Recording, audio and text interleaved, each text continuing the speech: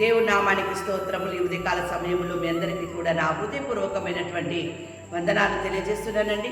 ఈ దినము దేవుడు మీతో మాట్లాడుతున్నటువంటి మాట ఏంటంటే, ఇర్మియా గ్రంథము 23వ అధ్యాయం 5వ వచనంలో వాక్యం ఈ రీతిగా ఉంది. యెహోవా ఇలాగూ ఆజ్ఞయించుచున్నాడు, రాబోవు దినములలో నేను దావీదునకు నీతి చిగురు పుట్టించెదను, అతడు రాజై పరిపాలన చేయును, అతడు వివేకముగా నడుచుకొనుచు కార్యము జరిగించును, భూమి మీద నీతి న్యాయములను జరిగించును. దేవుని బిడ్డలారా, దావీదునకు నీతి చిగురు పుట్టించెదను. నీతి చిగురైనటువంటి యేసు ప్రభు ఈ భూమి మీద పుట్టి ఉన్నాడు. ఆయన ఈ భూమి మీద ఉన్నంత కాలము కూడా వివేకము కలిగి నడుచుకుంటూ దేవుడిచ్చినటువంటి కార్యమును ఆయన జరిగిస్తూ భూమి మీద నీతి న్యాయములని ఆయన జరిగించి ఉన్నాడు. ఎలాగైతే దావీదులకు నీతి చిగురు పుట్టించదని అని చెప్పేసని, అతడు రాజై పరిపాలన చేయును, అతడు వివేకము కలిగి నడుచుకును అని చెప్పి వాక్యం సెలవిస్తూ ఉందో, ఆయన బిడ్డలముగా ఉన్నటువంటి మనము కూడా వివేకము కలిగి జీవించాలి అని చెప్పేసని ఈరోజు దేవుడు మాట్లాడుతూ ఉన్నాడు. ఎప్పుడైతే నీవు వివేకము కలిగి జీవిస్తావో, వివేకము కలిగి నువ్వు నడుచుకుంటావో, దేవుడు మెచ్చే రీతిగా నీవు ఉంటావు. అందుకనే ఈ దినమున దేవుడు అంటున్నాడు, దేవుడు మెచ్చుకునే పని చేసి చూడు. నువ్వు ఎప్పుడైతే దేవుడు మెచ్చుకునేటటువంటి పని చేస్తావో అప్పుడు దేవుడు నిన్ను దీవిస్తాడు. దేవుడు మెచ్చేటటువంటి పని నువ్వు చేయాలి అంటే నీకు వివేకము కావాలి. అందుకే సొలొమోను అంటూ ఉన్నాడు కదా, రాజుల మొదటి గ్రంథము 3వ అధ్యాయము 8 నుండి మనం కొన్ని వచనాలు మనం చూసుకున్నట్లయితే సొలొమోను మాట్లాడుతున్నటువంటి మాటలు, నీ దాసుడునైన నేను నీవు కోరుకొని నా మన జనుల మధ్య ఉన్నాను, వారు విస్తరించి ఉన్నందున వారిని లెక్క పెట్టుటయు వారి విశాల దేశమును తనిఖీ చేయుటయు అసాధ్యము. ఇంత గొప్పదైన నీ జనమునకు న్యాయము తీర్చగలవాడు ఎవడు? కాబట్టి నేను మంచి చెడ్డలు వివేచించి నీ జనులకు న్యాయము తీర్చినట్లు నీ దాసుడునైన నాకు వివేకము గల హృదయము దయచేయుము అంటూ ఉన్నాడు. సొలొమోను దేవుణ్ణి అడుగుతూ ఉన్నాడు, నీవు ఇచ్చినటువంటి జనముల మధ్య నేను ఉన్నాను కాబట్టి వీరికి నేను న్యాయము జరిగించుటకు నాకు వివేచన దయచేయి, వివేకము కలిగినటువంటి హృదయము నాకు ఇవ్వు అని చెప్పేసి ఆయన దేవునికి ప్రార్థన చేస్తూ ఉన్నాడు. దేవుని బిడ్డలారా, అంతేకాదు, ఒక పాపాత్మురాలైనటువంటి స్త్రీ ఉంది. అయితే ఆమె చేసినటువంటి గొప్ప కార్యం ఏంటిదంటే, మత్తయి సువార్త 26వ అధ్యాయము 6 నుండి మనం కొన్ని వచనాలు చూసుకున్నట్లయితే, ఆ యొక్క సీమోను ఇంట యేసు ఉన్నాడు అని చెప్పి తెలిసి ఆమె ఆ ఇంటికి వెళ్ళింది. దేవుని బిడ్డలారా, ఆ ఇంటికి వెళ్ళి ఆమె చేసినటువంటి పని ఏంటిదంటే, ఆమె గొప్పగా ఆమె తీసుకెళ్ళినటువంటి ఆ అత్తరును పగలగొట్టి యేసు పాదములకు పూసి కన్నీళ్లతో ఆయన పాదాలు కడిగి తను ముద్దు పెట్టుకొని తన తల వెంట్రుకలతో తన పాదాలని ఆమె తుడిచింది. అప్పుడు ఆ ఇల్లంతా కూడా సువాసనతో నిండి ఉంది.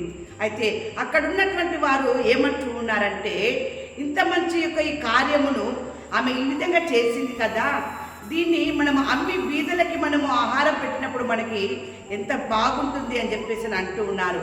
అప్పుడు దేవుడు అక్కడ మాట్లాడుతున్నటువంటి మాట అక్కడ ఏమంటున్నదంటే, ఈమె ఈ అత్తరు నా శరీరం మీద పూసి నా భూస్థాపన నిమిత్తము దీనిని చేసెను, సర్వలోకమందు ఈ సువార్త ఎక్కడ ప్రకటింపబడునో అక్కడ ఈమె చేసినది ఈమె జ్ఞాపకార్థకముగా ప్రశంసింపబడినని మీతో నిశ్చయముగా చెప్పుచున్నానని వారితో అనెను. దేవుని బిడ్డలారా, తన పాపములు కడుక్కున్నటకై ఆమె వివేకము కలిగి అక్కడ ఆమె ప్రవర్తించింది.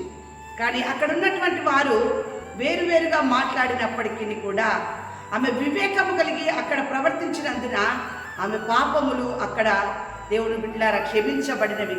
అంతేకాదు, ఆమె చేసినటువంటి యొక్క కార్యం ఏంటిదంటే, ఈ సువార్త ఎక్కడైతే ప్రకటింపబడుతుందో ఆమె సాక్ష్యమును అక్కడ తెలియజేయబడుతుంది అని చెప్పేసి, ఈ దినమున నీవు దేవుడు మెచ్చినటువంటి రీతిగా ఉండాలి నీ ప్రవర్తన.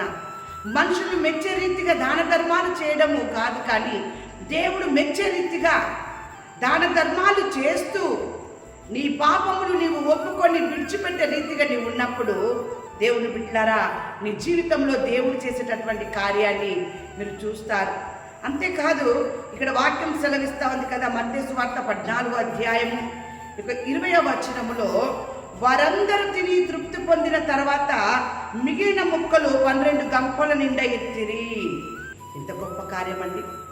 మిగిలినటువంటి ముక్కలు 12 గంపలు ఎత్తి ఉన్నారంట.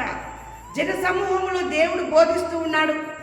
యేసు ఆ మాటలను చెప్పిన తర్వాత శిష్యులు వచ్చి, అయ్యా అలసట చెందుతారేమో, వారిని మనం పంపిద్దాము అన్నప్పుడు, వారు ఇక్కడే ఉంటారు, వారికి మనం ఇక్కడ ఆహారం పెడదామన్నారు.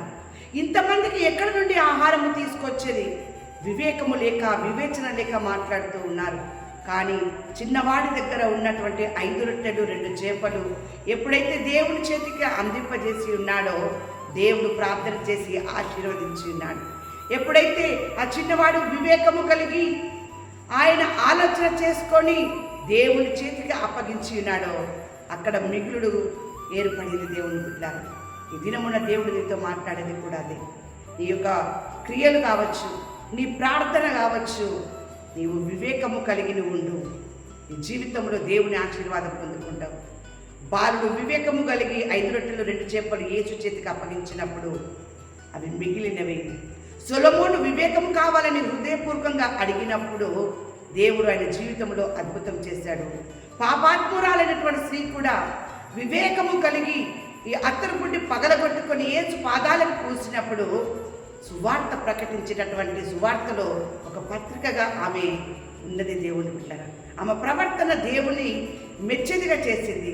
సొలొమోను ప్రార్థన దేవుడు మెచ్చేదిగా ఉంది. ఆ యొక్క బాలుడి యొక్క అప్పగింపలు, ఆ యొక్క ఇచ్చిన విధానము దేవుని బిడ్డలారా, దేవుడు ఆ బాలుని మెచ్చుకునేదిగా చేసింది. ఆ దేవుడు ఎప్పుడైతే వారిని మెచ్చుకున్నాడో వారి జీవితంలో అద్భుతం జరిగింది. ఈ దినమున దేవుడు నీ క్రియలు, నీ ప్రార్థన మెచ్చుకున్నప్పుడు నీ జీవితంలో కూడా దేవుడు అద్భుతం చేయడానికి సిద్ధముగా ఉన్నాడు. దేవుని వాక్యం సెలవిస్తోంది ఈ దినమున. రాజుల మొదటి గ్రంథము 3వ అధ్యాయము 13వ వచనంలో వాక్యం ఈ రీతిగా ఉంది. మరియు నీవు ఐశ్వర్యమును ఘనతను ఇమ్మని అడగకపోయినను నేను వాటిని కూడా నీకిచ్చుచున్నాను. దేవుని బిడ్డలారా, సొలొమోను వివేకము కలిగిన హృదయము నాకు ఇమ్ము అని ప్రార్థన చేశాడు. దేవుడు ఆయనకి ఐశ్వర్యములు ఘనతను కూడా ఇచ్చి ఉన్నాడు. ఈ దినమున నీవు కూడా సొలొమోను వలె, అపాపాత్మురాలు స్త్రీ వలె, చిన్నవాడి వల్ల మీరు ఉన్నప్పుడు మీ జీవితంలో మీరు అడగక ముందే దేవుడు మీకు ఐశ్వర్యమును ఘనతనిచ్చి మిమ్మల్ని నిండారుగా ఆశీర్వదించునుగాక. ఆమేన్.